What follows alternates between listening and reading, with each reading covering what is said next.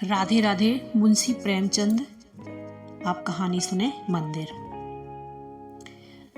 मात्र प्रेम तुझे धन्य है, संसार में जो कुछ है मिथ्या है, निस्वार है। मात्र प्रेम ही सत्य है, अक्षय है, अनस्वर है। 3 दिन से सुखिया के मुंह में ना अन्न का एक दाना गया था, ना पानी की एक बूंद। सामने पुआल पर माता का नन्हा सा लाल पड़ा कराह रहा था। आज 3 दिन से उसने आंखें न खोली थी। कभी उसे गोद में उठा लेती, कभी पुआल पर सुला देती। हंसते खेलते बालक को अचानक क्या हो गया, यह कोई नहीं बताता। ऐसी दशा में माता को भूख और प्यास कहाँ। एक बार पानी का एक घूंट मुंह में लिया था, पर कंठ के नीचे ना ले जा सकी। इस दुखिया की विपत्ति का पारावार न था। साल भर के भीतर 2 बालक गंगा जी की गोद में सौंप चुकी थी। पतिदेव पहले ही सिधार चुके थे। अब उस अभागिन के जीवन का आधार अवलंब जो कुछ था, यही बालक था। हाय, क्या ईश्वर इसे भी इसकी गोद से छीनना चाहते हैं। यह कल्पना करते ही माता की आंखों से झरझर आंसू बहने लगते थे। इस बालक को वह क्षण भर के लिए भी अकेला न छोड़ती थी। उसे साथ लेकर घास छीलने जाती, घास बेचने बाजार जाती, तो बालक गोद में होता। उसके लिए उसने नन्ही सी खुरपी और नन्ही सी खांची बनवा दी थी। जियावन माता के साथ घास छीलता और गर्व से कहता, अम्मा, हमें भी बड़ी सी खुरपी बनवा दो, हम बहुत सी घास छीलेंगे, तुम द्वारे माची पर बैठे रहना। अम्मा, मैं घास बेच लाऊंगा। माँ पूछती, मेरे लिए क्या क्या लाओगे बेटा? जियावन लाल लाल साड़ियों का वादा करता, अपने लिए बहुत सा गुड़ लाना चाहता था। बेही भोली भोली बातें इस समय याद आकर माता के हृदय को सूल के समान भेद रही थी। जो बालक को देखता यही कहता, किसी की ढीठ है, पर किसकी ढीठ है? इस विधवा का संसार में कोई बैरी है? अगर उसका नाम मालूम हो जाता तो सुखिया जाकर उसके चरणों पर गिर पड़ती और बालक को उसकी गोद में रख देती। क्या उसका हृदय दया से न पिघल जाता? पर नाम कोई नहीं बताता। हाय, किससे पूछे, क्या करे? 3 पहर रात बीत चुकी थी। सुखिया का चिंता व्यथित चंचल मन कोठे कोठे दौड़ रहा था। किस देवी की शरण जाए, किस देवता की मनौती करे, इसी सोच में पड़े पड़े उसे झपकी आ गई।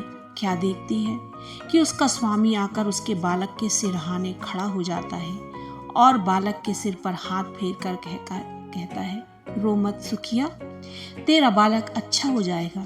कल ठाकुर जी की पूजा कर दे, वही तेरे सहायक होंगे। यह कहकर वह चला गया। सुखिया की आंख खुल गई। अवश्य ही उसके पतिदेव आए थे, इसमें सुखिया को जरा भी संदेह न हुआ। अब उन्हें मेरी भी सुधि है, यह सोचकर उसका हृदय आशा से पल्लवित हो उठा।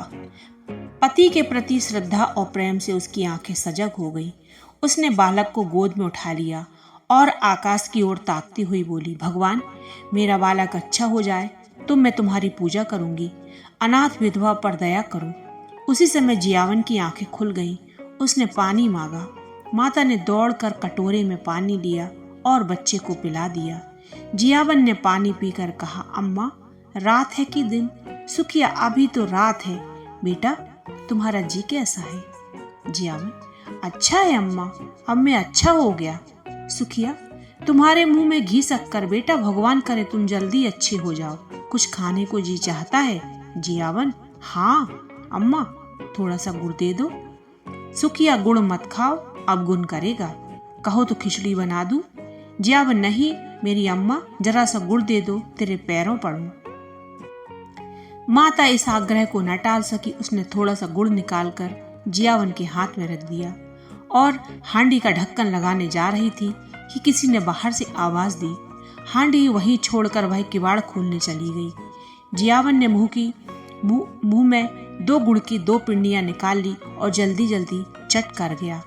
दिन भर जियावन की तबीयत अच्छी रही। उसने थोड़ी सी खिचड़ी खाई। 2 बार, एक बार धीरे धीरे द्वार पर भी आया और हमजोलियों के साथ खेल न सकने पर उन्हें खेलते देखकर उसका जी बहल गया। सुखिया ने समझा बच्चा अच्छा हो गया। 2-1 दिन में जब पैसे हाथ में आ जाएंगे तो वह एक दिन ठाकुर जी की पूजा करने चली जाएगी। जाड़े के दिन झाड़ू बहारू, नहाने धोने और खाने पीने में कट गए। मगर जब संध्या समय आया फिर जियावन का जी भारी हो गया। तब सुखिया घबरा उठी। तुरंत मन में शंका उत्पन्न हुई कि पूजा में विलंब करने से बालक फिर से मुरझा गया है। अभी थोड़ा सा दिन बाकी था। बच्चे को लिटाकर वह पूजा का सामान तैयार करने लगी। फूल तो जमींदार के बगीचे में मिल गए, तुलसी दल द्वार पर ही था, पर ठाकुर जी के भोग के लिए कुछ मिष्ठान्न तो चाहिए, नहीं तो वह गांव वालों को बांटेगी क्या। चढ़ाने के लिए कम से कम एक आना तो चाहिए। सारा गांव छान आई, कहीं पैसे उधार न मिले। अब तो वह हताश हो गई। हाय रे अदिन, कोई चाराने पैसे भी नहीं देता। आखिर उसने अपने हाथों के चांदी के कड़े उतारे और दौड़ी हुई बनिए की दुकान पर गई। कड़े गिरवी रखी, बतासे लिए और दौड़ी हुई घर आई। पूजा का सामान तैयार हो गया तो उसने बालक को गोद में उठाया और दूसरे हाथ में पूजा की थाली लिए मंदिर की ओर चली। मंदिर में आरती का घंटा बज रहा था। 10-5 भक्तजन खड़े स्तुति कर रहे थे। इतने में सुखिया जाकर मंदिर के सामने खड़ी हो गई। पुजारी ने पूछा, क्या है रे, क्या करने आई है? सुखिया चबूतरे पर आकर बोली, ठाकुर जी की मनौती की थी महाराज, पूजा करने आई हूँ। पुजारी जी भर जमींदार के असामियों की पूजा किया करते थे और शाम सवेरे ठाकुर जी की। रात को मंदिर में ही सोते थे। मंदिर में ही अपना भोजन भी बनता था, जिससे ठाकुर द्वारे की सारी अस्तकारी काली पड़ गई थी। स्वभाव के बड़े दयालु थे, निष्ठावान ऐसे कि चाहे कितने ही ठंड पड़े, कितनी ही ठंडी हवा चले, बिना स्नान किए मुंह में पानी तक न डालते थे। अगर इस पर भी उनके हाथों और पैरों में मैल की मोटी तह जमी हुई थी, इसमें उनका कोई दोष न था। बोले तो क्या भीतर चली आएगी? हो तो चुकी है पूजा, यहाँ आकर बरभ्रष्ट करेगी। एक भक्तजन ने कहा, ठाकुर जी को पवित्र करने आई है। सुखिया ने बड़ी दीनता से कहा, ठाकुर जी के चरण छूने आई हूँ सरकार, पूजा की सब सामग्री लाई हूँ। पुजारी, कैसी बेसमझी की बात करती है रे, कुछ पगली तो नहीं हो गई है? भला तू ठाकुर जी को कैसे छुएगी? सुखिया को अब तक कभी ठाकुर द्वारे में आने का अवसर न मिला था। आश्चर्य से बोली, सरकार, वह तो संसार के मालिक हैं, उनके दर्शन से तो पापी भी तर जाता है, मेरे छूने से उन्हें कैसे छूत लग जाएगी? पुजारी, अरे तू चमारिन है कि नहीं रे? सुखिया, तो क्या भगवान ने चमारों को नहीं सिरजा है? चमारों का भगवान कोई और है, इस बच्चे की मनौती है सरकार। इस पर वही भक्त महोदय जो अब स्तुति समाप्त कर चुके थे झपट कर बोले, मार के भगा दो चुड़ैल को, पथ भर भ्रष्ट करने आई है, फेंक दो थाली वाली। संसार में तो आप ही आग लगी हुई है, चमार भी ठाकुर जी की पूजा करने लगेंगी तो पृथ्वी रहेगी, रसातल को चली जाएगी। दूसरे भक्त महाशय बोले, अब बेचारे ठाकुर जी को भी चमारों के हाथ का भोजन करना पड़ेगा। अब परलय होने में कुछ कसर नहीं है। ठंड पड़ रही थी, सुखिया खड़ी कांप रही थी और यहाँ धर्म के ठेकेदार लोग समय की गति पर आलोचनाएं कर रहे थे। बच्चा मारे ठंड के उसकी छाती में घुसा जाता था, किंतु सुखिया वहां से हटने का नाम न लेती थी। ऐसा मालूम होता था कि उसके दोनों पांव भूमि में गड़ गए हैं। रह रहकर उसके हृदय में ऐसा उद्गार उठता था कि जाकर ठाकुर जी के चरणों पर गिर पड़े। ठाकुर जी क्या इन्हीं के हैं? हम गरीबों का उनसे कोई नाता नहीं है। ये लोग होते कौन है रोकने वाले? पर यह भय होता था कि इन लोगों ने कहीं सचमुच थाली वाली फेंक दी तो क्या करूंगी? दिल में ऐंठ कर रह जाती। सहसा उसे एक बात सूझी। वह बोली, वहां से कुछ दूर जाकर एक वृक्ष के नीचे अंधेरे में छिपकर वह इन भक्तजनों के जाने की राह देखने लगी। आरती और स्तुति के पश्चात भक्तजन बड़ी देर तक श्रीमद् भगवत का पाठ करते रहे।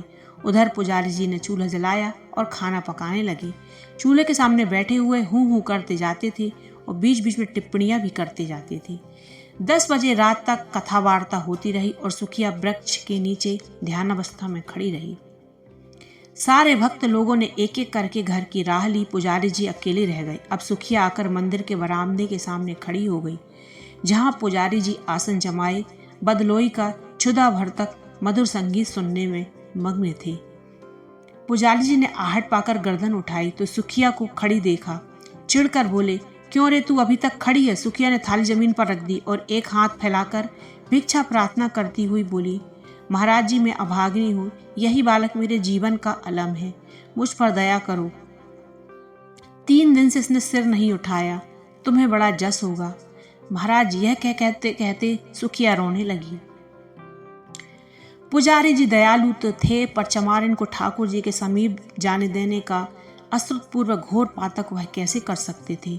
न जाने ठाकुर जी इसका क्या दंड दें। आखिर उनके ही बाल बच्चे थे। कहीं ठाकुर जी कुपित हो गांव का सर्वनाश कर दें। बोले, घर जाकर भगवान का नाम ले, तेरा बालक अच्छा हो जाएगा। मैं यह तुलसी दल देता हूँ, बच्चे को खिला दे, चरणामृत उसकी आंखों में लगा दे। भगवान चाहेंगे तो सब अच्छा ही होगा। सुखिया, ठाकुर जी के चरणों पर गिरने न दोगे महाराज जी? बड़ी दुखिया हूँ, उधार काढ़ कर पूजा की सामग्री जुटाई है। मैंने कल सपना देखा था महाराज जी की ठाकुर जी की पूजा कर, तेरा बालक अच्छा हो जाएगा, तभी दौड़ी आई हूँ। मेरे पास 1 रुपया है, मुझसे ले लो, पर मुझे एक क्षण भर ठाकुर जी के चरणों पर गिर लेने दो। इस प्रलोभन ने पंडित जी को एक क्षण के लिए विचलित कर दिया, किंतु मूर्खता के कारण ईश्वर का भय उनके मन में कुछ बाकी था। संभल कर बोले, अरे पगली, ठाकुर जी भक्तों के मन का भाव देखते हैं कि चरण पर गिरना देखते हैं। सुना नहीं, मन चंगा तो कठौती में गंगा। मन में भक्ति ना हो तो लाख कोई भगवान के चरणों पर गिरे, कुछ ना होगा। मेरे पास एक जंतर है, दाम तो उसका बहुत है, पर तुझे 1 ही रुपये में दे दूंगा। उसे बच्चे के गले में बांध देना। बस क्या, बच्चा कल खेलने लगेगा। सुखिया, ठाकुर जी की पूजा न करने दोगे? पुजारी, तेरे लिए इतनी ही पूजा बहुत है। जो बात कभी नहीं हुई मैं आज कर दूं तो गांव पे आफत विपत आ पड़े तो क्या हो, इसे भी तो सोचो। तू यह जंतर ले और जा, भगवान चाहेंगे तो रात में ही भर में ही बच्चे का क्लेश कट जाएगा। किसी की ढीठ पड़ गई है भी तो चंचल, मालूम होता है छत्तारी वंश है। सुखिया, जब से इसे ज्वर है मेरे प्राण वो नहों में समाये हुए हैं। पुजारी, बड़ा होनहार बालक है, भगवान जला दे तो तेरे सारे संकट हर लेगा। यहाँ तो बहुत खेलने आया करता था, इधर 2-3 दिन से नहीं देखा था। सुखिया, तो जंतर को कैसे बांधूंगी? महाराज, पुजारी मैं कपड़े में बांधा कर देता हूँ, बस गले में पहना देना। अब तो इस बेला नवीन वस्त्र कहाँ खोजने जाएगी?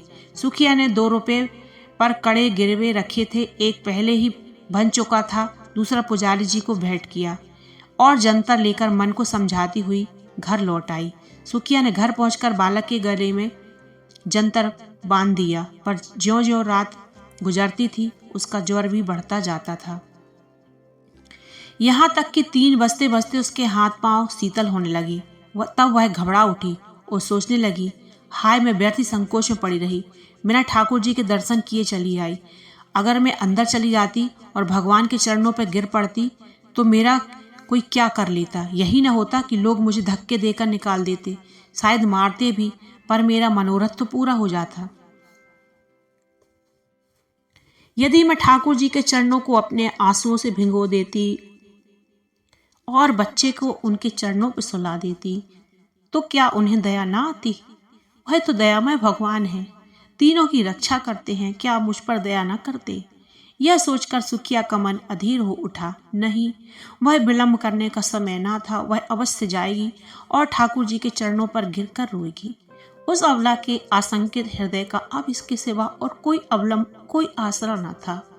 मंदिर के द्वार बंद होंगे तो वह ताले तोड़ डालेगी। ठाकुर जी क्या किसी के हाथ बिक गए हैं? कोई उन्हें बंद करके रखे। रात के 3 बज गए थे।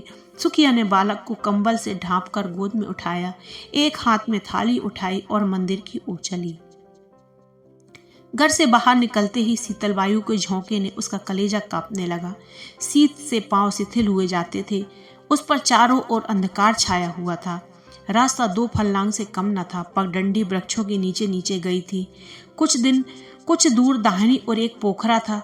कुछ दूर बांस की कोठियां। पोखरे में एक धोबी मर गया था और बांस की कोठियों में चुड़ैलों का अब था। बाईं ओर हरे भरे खेत थे। चारों ओर सन्न सन्न हो रहा था। अंधकार साए साए कर रहा था। सहसा गिदड़ों ने कर्कश स्वर में हुआ हुआ करना शुरू किया। हाय, अगर कोई उसे 1 लाख रुपया देता तो भी इस समय वह यहाँ न आती। पर बालक की मंदिर सारी शंकाओं को दबाए हुए थी। हे भगवान, अब तुम्हारा ही आसरा है। वह जपती हुई मंदिर की ओर चली जा रही थी। मंदिर के द्वार पर पहुंचकर सुखिया ने जंजीर टटोलकर देखी, ताला पड़ा हुआ था। पुजारी जी बरामदे से मिली हुई कोठरी में किवाड़ बंद किए सो रहे थे। चारों ओर अंधेरा छाया हुआ था।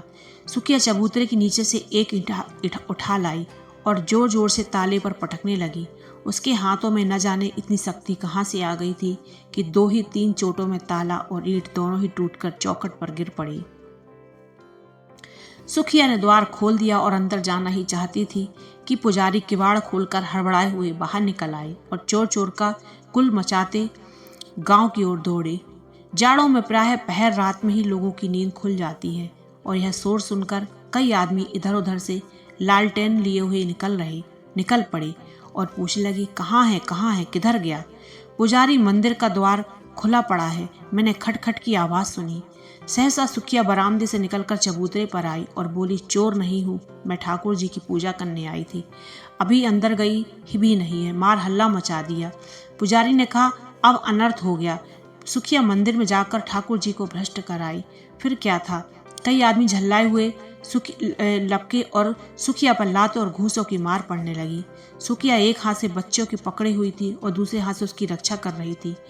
एकाएक बलिष्ठ ठाकुर ने उसे इतनी जोर से धक्का दिया कि बालक उसके हाथ से छूटकर जमीन पर गिर पड़ा, मगर वह न रोया, न बोला, न सांस ली। सुखिया भी गिर पड़ी। संभल कर बच्चे को उठाने लगी। उसके मुख पर नजर पड़ी। ऐसा जान पड़ा मानो पानी में परछाई हो। उसके मुंह से एक चीख निकल गई। बच्चे का माथा छू कर देखा, सारी देह ठंडी हो गई थी। एक लंबी सांस खींचकर वह उठ खड़ी हुई। उसकी आंखों में आंसू न आए। उसका मुख क्रोध की ज्वाला से तमतमा उठा। आंखों से अंगारे बरसने लगी। दोनों मुट्ठियां बंध गई। दांत पीस कर बोली, पापियों, मेरे बच्चों के प्राण लेकर दूर क्यों खड़े हो? मुझे भी क्यों नहीं इसके साथ मार डालती? मेरे छू लेने से ठाकुर जी को छूत लग गई। पारस को छूकर लोहा सोना हो जाता है, पारस लोहा नहीं हो सकता। मेरे छूने से ठाकुर जी अपवित्र हो जाएंगे। मुझे बनाया तो छूत नहीं लगी। लो, अब कभी ठाकुर जी को छूने नहीं आऊंगी। ताले में बंद रखो, पहरा बैठा दो। हाय, तुम्हें दया छू भी नहीं गई।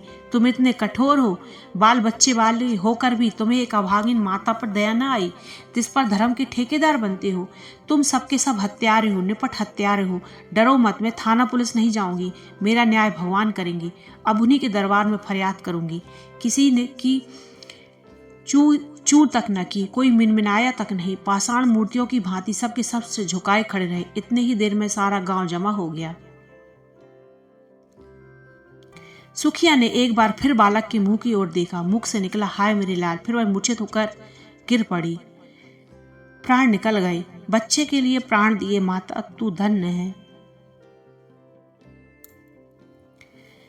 तुझ जैसी निष्ठा, तुझ जैसी श्रद्धा, तुझ पर जैसा विश्वास देवताओं को भी दुर्लभ है। राधे राधे।